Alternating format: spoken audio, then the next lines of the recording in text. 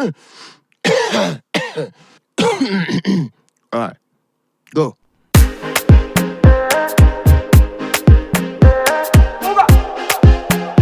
More music on trendybeats.com.